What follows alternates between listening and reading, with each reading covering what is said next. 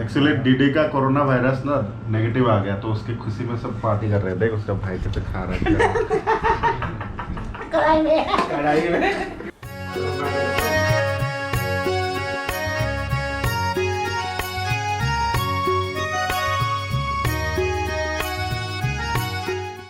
लोगोफोर माबोरै दङ नोंथांमोना आसा खालामो गासिबो मोजाङैनो दङ। गुड मर्निं लोगोफोर। ओइ नै गासै खालामदों जोंना आलासि फैदोंना नोंथांमोनखौ मैया खोन्थादोंमोन। ओइ नै जों सासे उन्दुगासिनो इथिं ओमफ्राय जों आरो नैबे पुजाजों आंजों ओरै सेन्डविच बानायनो पूजा भी सैंडविच बनाने के लिए कैप्सिकम टमाटर प्याज काट के रखा और पूजा का स्पेशल इधर क्या काढ़ा बन रहा है। इधर ये काढ़ा बन रहा है। इसमें हमने डाला है क्या क्या डाला बोलो पूजा। इसमें हमने तुलसी का पत्ता डाला, अदरक डाला, काली मिर्च डाला, थोड़ा सा लौंग डाला और हमने इसको भी बॉईल करने के रख दिया। और थोड़ी देर में अभी जब ग्लास में हम पियेंगे तो इसको ऐसे ड्रेन करके छान के फिर इसमें थोड़ा सा हनी डालेंगे। हाँ दाजों बिनि उनाव बे आमुना थांदों माबायाव दखानाव ब्रेड लायदो दा ब्रेड बे लायबाथाय जों सेन्डविच बानायसिगोन आरो बिजों आंजों आरो इथिं सासे खामानि मावगासिनो सबानो माने बिजि आरो गाव गावनि खामानियाव। आज पूजा के हाथों का सैंडविच खाऊंगी दा बानायनायनि उनाव देखायनोसै आरो नोंथांमोनखौ माबायदि बानायदों। दा बे माने कबिखौ माने घिजों फ्राय खालामगोन आरो एसेनो नङाबा बे गोथां गोथां जाना थायोना। Guys, time to have breakfast. Here's a sandwich.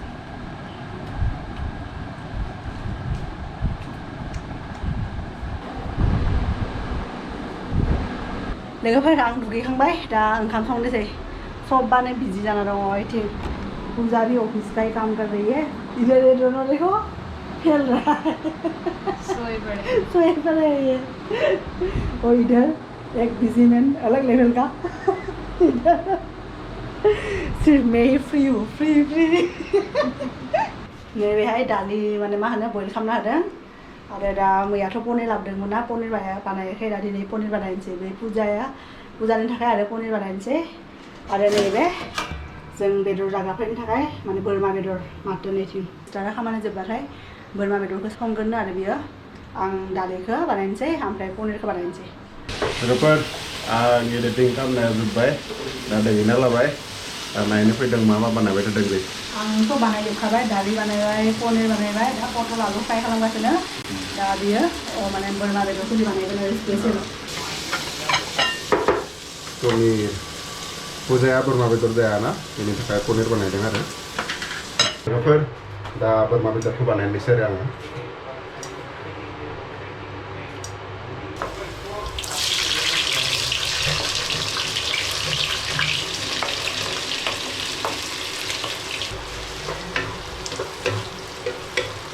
लोगोफोर आंनि सामब्राम गोजा एवनाया जाबाय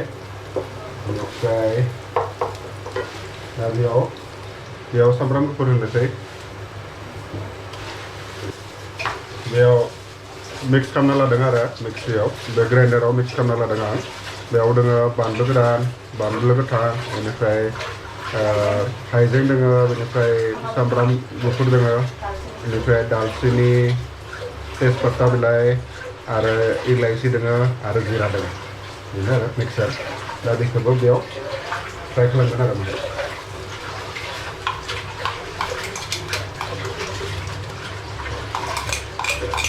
एसे फ्राय खालामना लानोसै बेखौ दा लोगोफोर बे स्पाइसेस फ्राय खालामनाया जाबाय दा बेयाव बेदरखौ होनोसै आरो बेयाव पेट्सबो लाबोदों जोङो बोरमा बेदरनि बाहाय बिदि एवना लानानै बेनिफ्राय बेयाव मा होनो संख्रि आरो बेनिफ्राय हालदै होगोन दे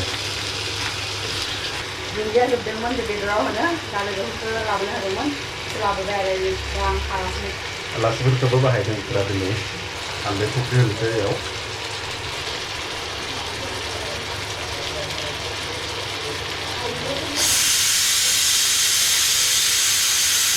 लोगोफोर दा आं नैबे पुदिना आरो थाइजौनि चाटनि बानायगोन बिसोरो जायोनो आरो लोगोफ्रा मैया थाइजौ गोथांनि बायना लाबोदों आरो बे पुदिना नैबे हाइजें ओमफ्राय मा होनो सामब्राम गुफुर आरो बानलु होनानै बानायनोसै आरो मालाबा बिदि बारा बानायनानै लोगोफोरखौ जाहोनो मोनब्लाबो मोजां नाङोना दा ओंखायनो बानायदों आरो नङाबाथ' जोंबो जायो मालाबा मालाबा थेवबाबो लोगोफोर फैबाथाय मोजां नाङो आरो दा बेदरा आथिं पुरा गोदौगासिनो लोगोफोर बेदरा मोनबाय नै बिदि जादों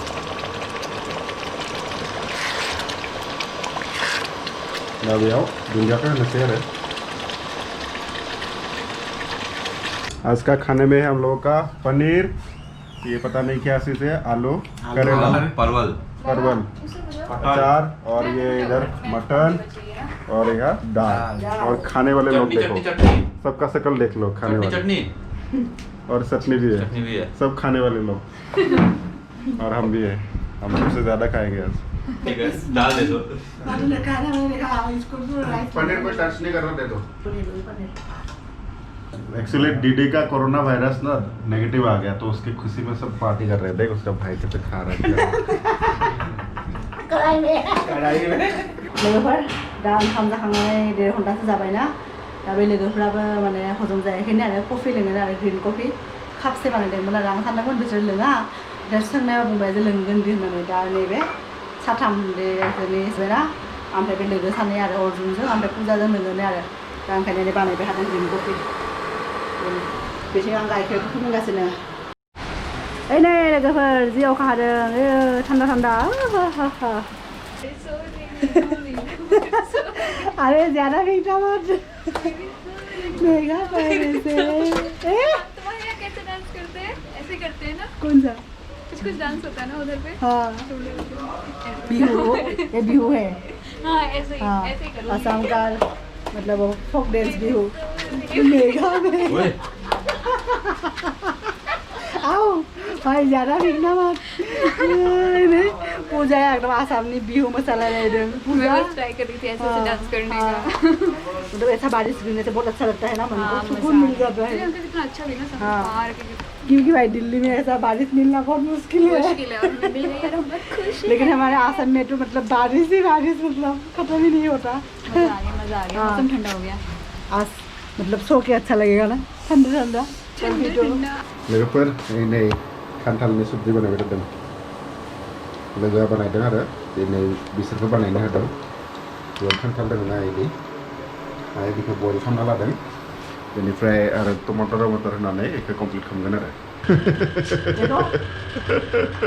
सब अपना अपना एक्सपर्टीज दिखाते हुए हमारे दोस्त लोग सब देखा कैटेगरी कैसा है सब लोगों का पेट निकला हुआ है सब भूखकर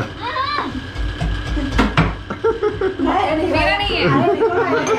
लिमिटरी हुई मुझे भी कंसीडर करो भाई ऐसे नहीं मेरा नहीं है दा लोगोफोर दिनैनि थाखाय एसेनोसै नोंथांमोनखौ जोङो गाबोन लोगो मोनसिगोन आरो